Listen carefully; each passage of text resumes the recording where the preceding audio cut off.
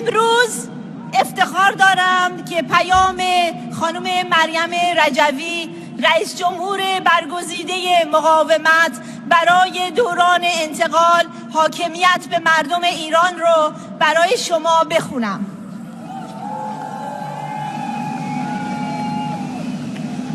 به دلیل حضور بسیاری از شخصیت‌های سیاسی که در حمایت از شما اومدن، به دلیل ده‌ها رسانه‌ای که الان اینجا حضور دارن، من پیام ایشون رو به انگلیسی براتون میگم.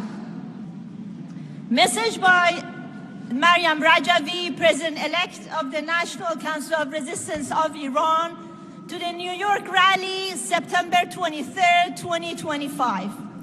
My fellow Iranians, distinguished guests, Ambassador Carlos Sanz, Ambassador Brownback, General Walters, and dear Linda Chavez, I salute every one of you.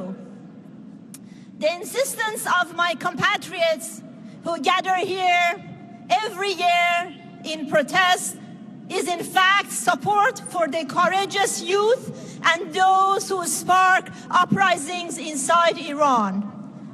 The perseverance is the Iranian people's asset for victory. The message from Paris to Rome, to Brussels, to New York, where all of you today are here, have gathered from all around the United States, is one and the same. It echoes the voices of Tehran, Mashhad, Ahvaz, Tabriz, Zahedan, Kerman, Kurdistan.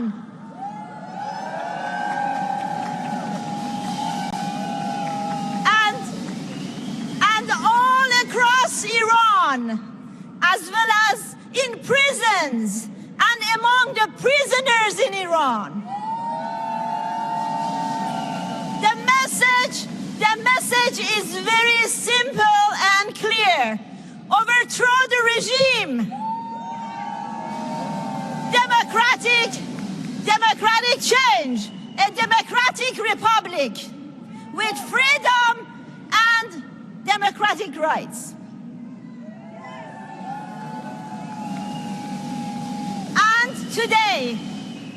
Today our nation, together with you and through you, stands before the United Nations.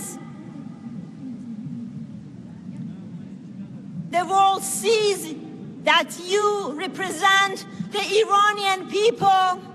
You are presenting the Iranian people. You are the voice of the Iranian people before the United Nations.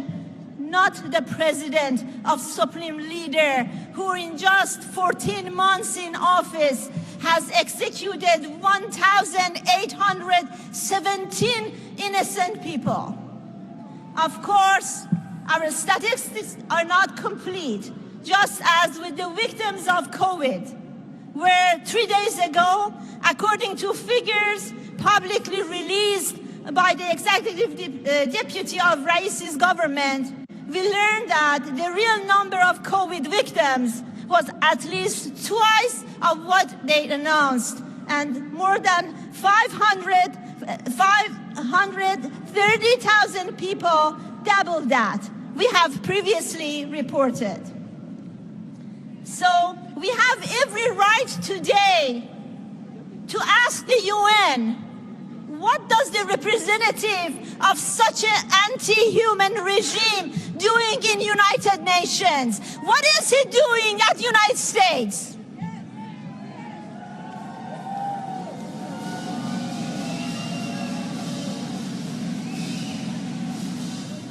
This is a regime which, according to UN Special Rapporteur on Human Rights, after 6 years of investigation, has concluded that this regime is entirely complicit in crimes against humanity and genocide.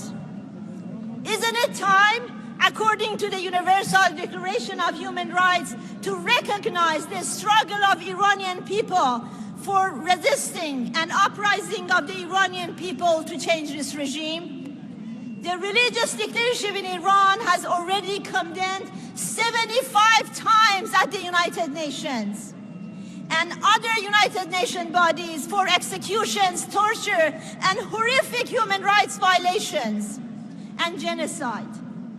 Here is our message today. The seat of the Iranian people at the United Nations must not be given to the regime of execution, torture, and massacre.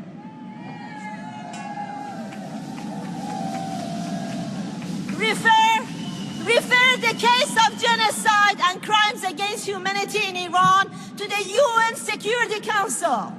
Khamenei and those responsible for these crimes must be prosecuted in an international court.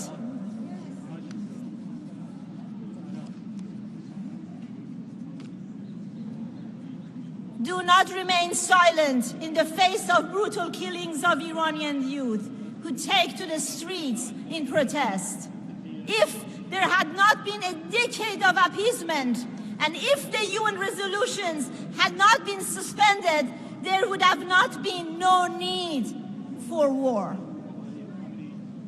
It has become clear that the clerical regime will never abandon its nuclear project. And now, at the last minute, EU has no choice but to trigger the snapback mechanism. Isn't it true that if 23 years ago the Iranian resistance had not exposed and revealed the regime's secret nuclear program and the nuclear sites and projects, the mullahs would have long since armed themselves with the atomic bomb and confronted the world with a fate compelling, just like some other countries? Weren't the 133 revelations by the Iranian resistance in this nuclear weapons program of the Iranian regime, wasn't this what the act of Iranian resistance the greater service to peace and security in the world and in the Middle East? A service rendered without any expectation and not even a word of a thank by anyone. Were the United Nations and its members in such a deep slumber that it lasted all these years? And if there had not been a listening ear, would it have come to the war? Never. Since 1990, we have repeatedly declared that the clerical regimes consider nuclear weapons its only strategic guarantee for its survival. Its main war is against the Iranian people. Change and overthrow will also be achieved by the Iranian people themselves. In this remark, after the start of the 12-day war, Khamenei expressed concern about the dormant cells of the Mujahideen, PMI, MEK, and their roadmap for uprising. Yes, this is his constant nightmare, day and night. But there are no dormant cells. The resistance units and the rebellion's youth are the most awake and vigilant fighters in Iran today. They are the living, passionate embodiment of a nation's hope for a freedom. As Masoud Rajvi has said, they are the ones who, with their bare hands, are swiftly closing the final gap to uprising. Our message for the Iran's future is very simple. The sovereignty of the people, just these two words, the People's Republic.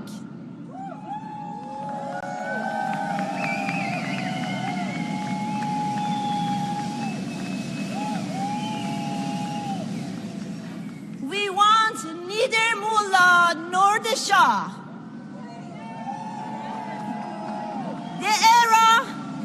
The era of any type of dictatorship is over in Iran. Be it religious or monarchy, it's over.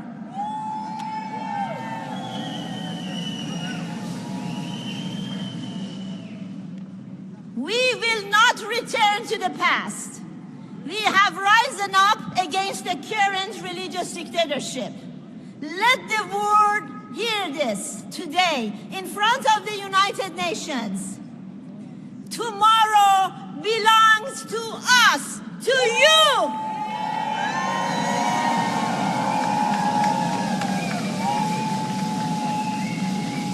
Victory, victory belongs to you.